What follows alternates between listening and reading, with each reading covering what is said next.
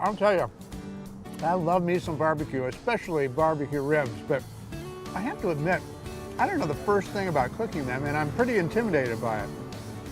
But with Memorial Day coming up, I thought, let's give it a try. So, we're going to talk to Roy Slicker. He's the president of the National BBQ Association, and he runs this joint. All right, here we go. Half rack of ribs. All right. But to find out what it really took to get that half rack of ribs just right, we need to rewind. Oh, about 8 hours. My untrained eye tells me that these are different than these. Absolutely. So we have two types of ribs here. This is a baby back rib, and this is a St. Louis cut. So Roy Slicker, a certified barbecue instructor, the owner of Slick's Q Company in Bend, and the president of the National Barbecue Association, he wants to show us how to avoid that dreaded rib meltdown. He breaks a successful rib cook down into distinctive chapters. First is the peeling. Okay, so I got a couple of these we're going to peel here, and basically just go right down the bone like that, get your thumb underneath there, and pull that off. Now it's time for the rub. If you're using direct heat and you have a lot of sugar in your rub, your ribs are going to turn black.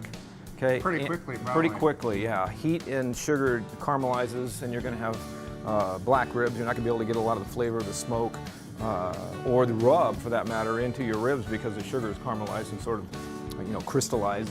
It's not going to get in. And every step of the way, Roy continues to remind us about the most important element for any successful barbecue.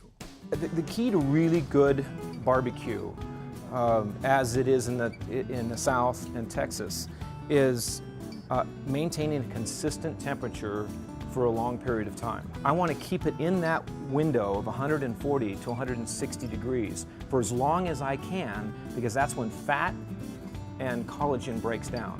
So fat renders, melts, and makes the meat moist, and collagen breaks down and makes it more tender. With all the prep done, now it's time to smoke. Hickory wood is very strong. I would describe it as being very pungent. You can overpower meats really fast with hickory.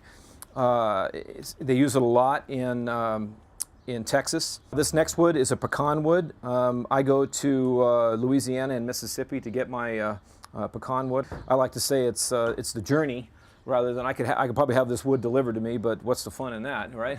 So that's pecan wood, and this is apple wood. The smell that's coming off the smoker when this first gets going is just unbelievable. It's one of my favorite things. So different flavors on this. This is very strong. The hickory is very strong. The pecan's going to bring you a very nutty, sort of smooth, buttery flavor. And on the apple wood, it's going to be more delicate, more fruity flavor. I always like to keep my ribs situated one direction. So I'll always take the thick end of that rib. See that thick end? That's the thin end. Always put that towards what I would consider that heat source. Then it's time for the magic barbecue formula known as 3, 2, 1. 3 hours on the rack, 2 hours wrapped, and 1 hour back on the rack. And that notion that you've reached perfection when the meat falls off the bone, according to Roy, that's a bunch of bunk. If the meat falls off the bone when in a competition, they'd probably disqualify you because it's overcooked or reheated. We're in the home stretch now. And then I'm going to put a little bit of just on here. What was that again? Just a little bit of no. Okay. And all you're really doing here is getting a little bit of moisture on. It's not much flavor. I've seen people use cranberry juice, grape juice, apple juice. I've seen all kinds of different things. Reach over here and grab a little bit of rub.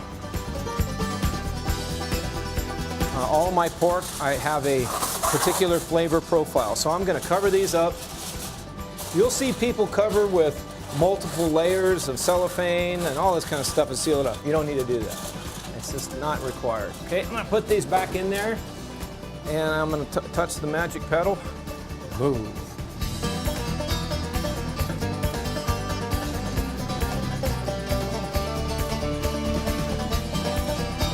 All right. Look at that. Woohoo! Beautiful baby back rib. Yeah, baby. Okay, so I'm going to put that on there bone side down. And I'm going to hit the top with a little bit of butter. Yum. Oh. Yeah, absolutely. This puts a little finish on. We're going to get a little bit of bark on the top of that thing. A few finishing touches by this award-winning barbecue winner, and Roy hears what every day amounts to music in his ears. That was good.